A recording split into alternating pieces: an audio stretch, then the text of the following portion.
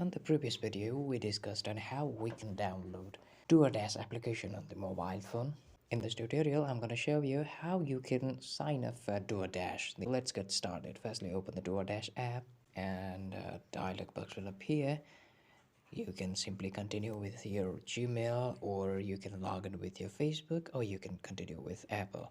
For now, I'm going to go with Google, so I'm going to tap and continue with Google.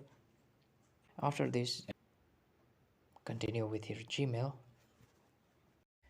After you log in with Google, a sign up form will appear on your screen.